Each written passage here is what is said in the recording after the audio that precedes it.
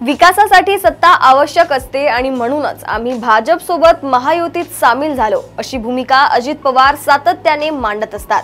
महायुतीत सामील झालो असलो तरी आमच्या पक्षाचा वैचारिक पाया फुले, शाहू, आंबेडकर यांच्या विचारांवरच आधारित आहे असे ते नेहमी म्हणत असतात। अर्थात ही भूमिका घेणे त्यांच्यासाठी अपरिहार्य असते। राष्ट्रवादी काँग्रेसचा म्हणून जो काही मतदार वर्ग आहे तो भाजपाच्या हिंदुत्ववादाशी सहमत नाही, त्यामुळे अजितदादांशी भाजपासोबत सलगी या मतदारांना अजूनही पचलेली नाही।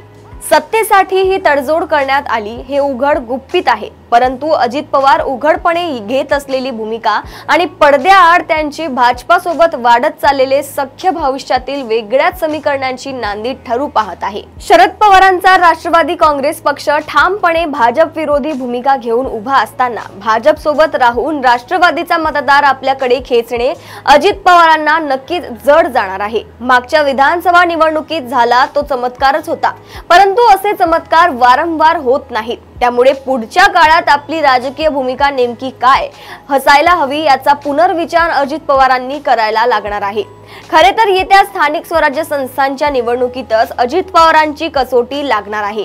यावेळी विधानसभा निवडणुकीप्रमाणे वारे नाहीत, वातावरण नाहीत, जे काही वातावरण आहे ते प्रतिकूलच आहे। त्यामुळे ज्या ठिकाणी अजित पवारांना स्वतंत्रपणे निवडणूक लढावी लागणार आहे तिथे त्यांची परीक्षाच पाहिली जाणार आहे।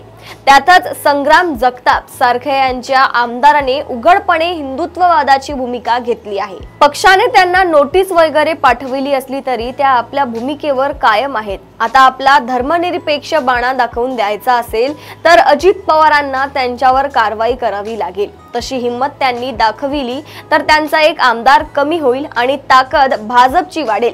थोडक्यात भाजप सोबत संघ करून आपण कोणते संकट ओढवून घेतले आहे याची जाणीव आता अजित पवारांना होत असावी, परंतु सत्तेसमोर सगळेच गौण ठरते हे देखील तितकेच खरे।